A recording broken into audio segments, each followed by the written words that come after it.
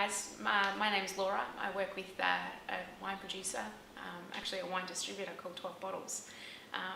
Predominantly Italian wines, but very beautiful boutique Australian and New Zealand wines also. So very lucky to be able to showcase and represent these brands and these families and these stories.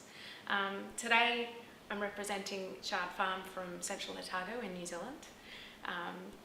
Central Otago, where Chard Farm is from, is right at the bottom of the southern island. So you're right down in the cool air region of New Zealand. The region is renowned for Pinot Noir grapes and growing Pinot Noir. Pinot is a very fickle and sensitive grape, really thin skins, so it's really hard to grow without it damaging from whether it's the weather or birds or the environment around it. They're quite sensitive little grapes, so very hard to grow well. And Central Otago does this because of the terroir, that's meaning the soil, the atmosphere, the climate. It is very harsh winters, very cold winters in Central Otago, and this lends itself well to a slow ripening for the Pinot Noir grapes. So you tend to see a lot of elegance coming out. But with the ripening taking such a long time, you have layers and different parts of the wine extracting from the soils and from the environment around it, taking each part for the longer part of the ripening time. So the variety in the region of Central Otago, you've got the Pinot Noir, which is the strongest variety. They do also trial and grow Gewürztraminer and Pinot Gris and sort of those cool climate wines that lend themselves well to that terroir, that climate and that cool times. The producer of Chard Farm, it's actually owned by Rob Hay. Rob's an amazing man that took a big risk to plant mostly Pinot Noir. He also planted some Pinot Gris.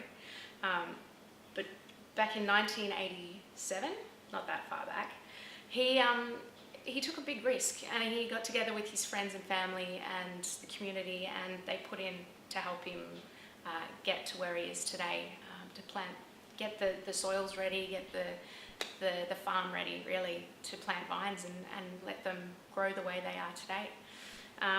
He has got 5 different plantings or vineyards, and this lends itself well to particular areas and slopes that he can showcase the different wines.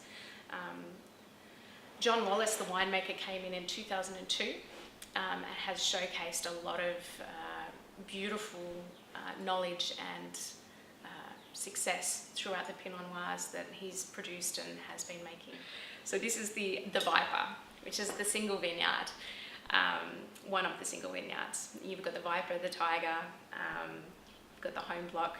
They've got the 5 different sites where they have an ability to showcase this vineyard and how it produces and shows its characters, and sort of showing off those different sites.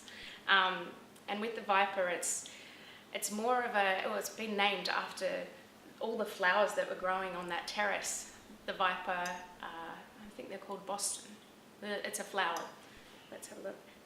The Viper Bugloss.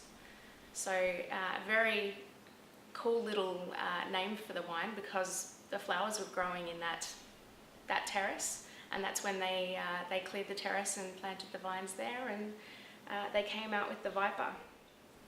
The Viper is a special, I guess, showcase of that particular site. The soil's quite dark and rich.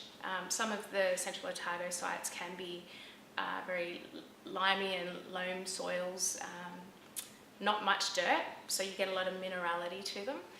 This one tends to be a little bit heavier in fruit, ripeness, complexity, because of the terrace and the way that the soils are giving a lot more layers and complexity to the wine. So with the Viper, you've got that heavier structure, that beautiful long length, yet this lovely elegance that sits on the palate and keeps you sort of wanting more.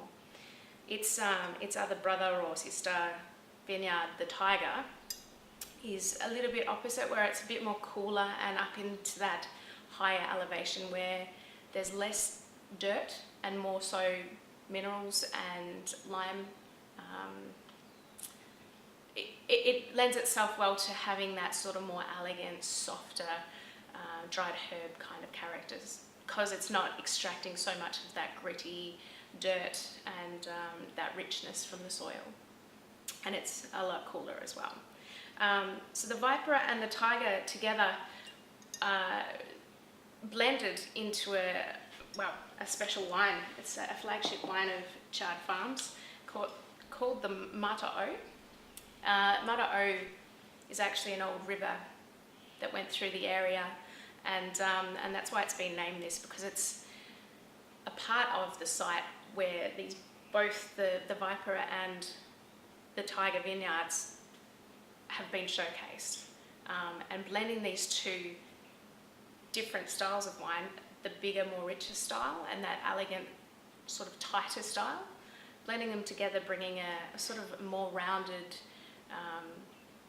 overview of Central Otago and Chard Farm sites.